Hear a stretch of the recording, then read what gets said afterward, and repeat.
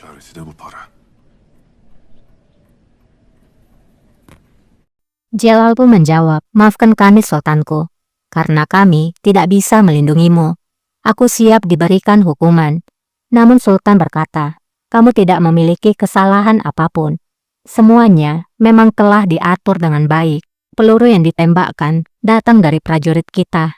Namun, para tentara ini tidak mungkin membuat keputusan sendiri. Muhafız dediğimiz eline silah verdiğimiz askerlerden geldi. Karar vermiş olamaz. O zaman paşalardan Jalal pun menjawab, kalau demikian, salah satu pasa pasti telah terlibat. Namun siapa? biri de bu tertibin içinde. Lakin hangisi? Sadrazam Halil Paşa. Sultan pun menjawab, Wazir Agung Halil Pasa, Osman Pasa, pahlawan dari Plene, Adam Pasa, Redo Pasa dari infanteri tentara, Arab Ijat, Mahmud Pasa, Muhammad Pasa dan Fuad Pasa. Mereka adalah para pasa di negara kita. Negara dengan setia membesarkan para pasa. Tapi salah satu dari mereka justru berkhianat, seperti anjing hutan licik yang menyerang kembali. Arap İzzet. Cez Mehmet Paşa ve Fuat Paşa. O hain bulunacak, emdiği sütü kan olarak kusacak. Pengkhianat itu harus ditemukan. Kebaikan yang telah dia terima, maka akan berubah menjadi penderitaan dan darah karena pengkhianatannya. Jalal pun bertanya, lalu siapa pasa pengkhianat yang berani melakukan hal itu sultanku? Sultan pun menjawab, pasa yang telah menukar peta pada malam itu.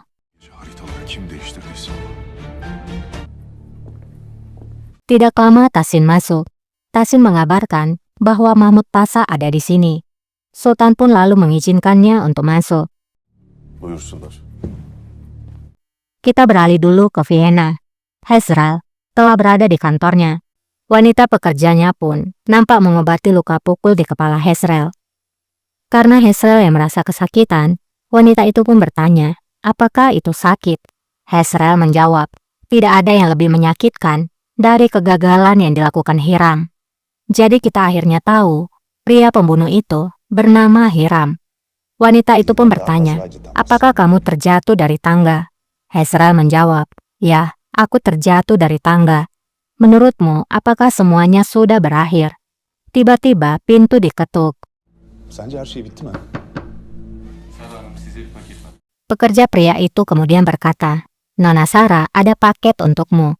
Akhirnya kita tahu juga, nama wanita ini adalah Sarah.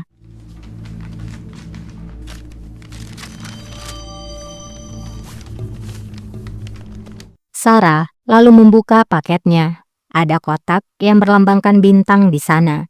Sarah lalu berkata, ini baru dimulai. Daha yeni başlıyoruz. Sarah kemudian mengambil isi dari dalam kotak itu, dan itu adalah peta. Hezral tersenyum melihat peta yang sudah ditandai. Sarah tidak mengerti dan bertanya, apa maksudnya ini? Anlamı geliyor. Bu tüm Hezral menjawab, ini adalah berita baik, di mana aku diresmikan menjadi pemimpin bangsa Yahudi. Dan ini akan meninggalkan jejak yang sangat menarik dalam sejarah Sarah. Theodor Herzl, pendiri Zionis dan Israel. Dia menulis buku ini yang penuh dengan ide yang bagus di apartemennya di Vienna yang bahkan tidak mampu membayar sewanya. Terlihatlah buku yang berjudul Judenstadt. Dan itu adalah memang buku yang ditulis oleh Theodor Herzl dan sesuai dengan sejarahnya ya.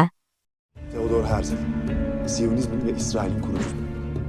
Büyük fikirlerle dolu kitabını Kita kembali kepada Sultan. Mahmud pun telah menghadap kepada Sultan. Mahmud berkata, terima kasih pada Tuhan. Tuhan telah melindungimu. Hristiyan Allah'ımıza hamdolsun. Sultan pun menjawab, semoga segera lekas sembuh Mahmud Pasa. Mahmud pun menjawab, ini tidak masalah Sultanku. Peluru yang melukai pelayanmu Mahmud.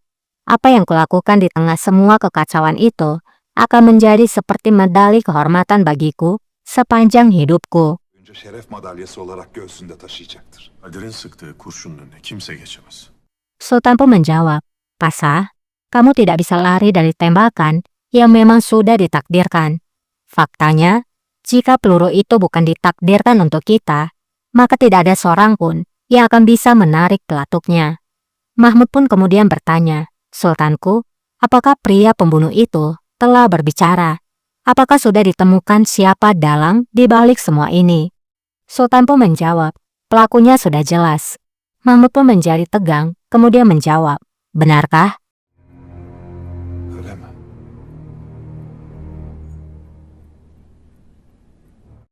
Sultan pun menjawab, "Kami tidak memberikan rel kereta api itu pada Inggris. Kemudian, kita mengibarkan panji-panji khalifah di India. Mereka pasti tidak akan duduk diam dan hanya melihat. Kita tahu siapa yang menembak peluru itu. Itu adalah Inggris. Kita sudah menangkap pelakunya dan sekarang dia di penjara. Namun, siapa yang menjadi pistolnya itu? Siapa di antara kita yang telah berkhianat?" Kadar girip bize hainlik yapan kim? Sultanım. Mahmud pun berkata, "Sultanku, jika diizinkan, aku ingin pergi untuk menginterogasi bajingan itu, pembunuh tercela itu." Sultan pun diam sejenak dan berpikir. Kemudian memandangi Mahmud Pasha.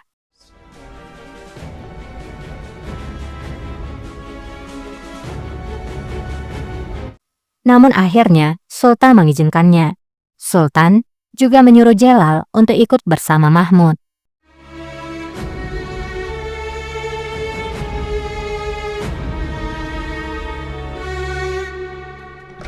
Singkatnya, mereka telah sampai di penjara. Saat Jalal akan masuk, Mahmud menghentikan Jalal dan berkata, "Jalal Effendi, berhenti. Kamu tidak boleh masuk. Kamu tidak boleh masuk ruangan dan interogasi bersama-sama. Kamu tetap tinggal di sini." Jalal pun menjawab, "Pria itu memang terikat, tapi perlu berjaga-jaga, Pasha. Aku akan masuk bersamamu." Namun Mahmud menjawab, "Jalal Effendi, aku sudah bilang, kamu tetaplah di sini." Akhirnya, Mahmud pun masuk sendirian.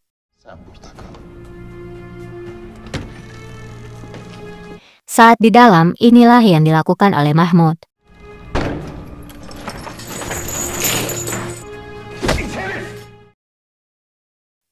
Hiram kemudian berkata, "Mahmud Pasha, segera keluarkan aku dari sini, atau kamu akan hancur bersamaku." Mahmud pun menjawab, "Baiklah, aku akan mengeluarkanmu dari sini. Dan yang kita butuhkan adalah kamu harus diam."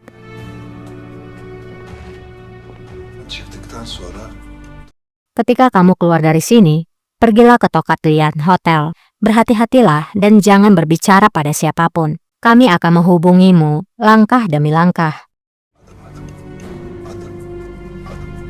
Hiram pun menjawab, "Kamulah sendiri yang akan mengeluarkanku dari sini, Pasha. Saat kamu mengeluarkanku dari sini, maka kamu akan mendapatkan semua informasi organisasi kami yang ada di Istanbul." İstanbul'daki teşkilatımızın bütün bilgilerini alırsın. bana güven. Mahmud pun menjawab, "Kamu bisa percaya padaku." Setelah mengatakan hal itu, Mahmud pun berpura-pura berteriak, menginterogasi Hiram kembali.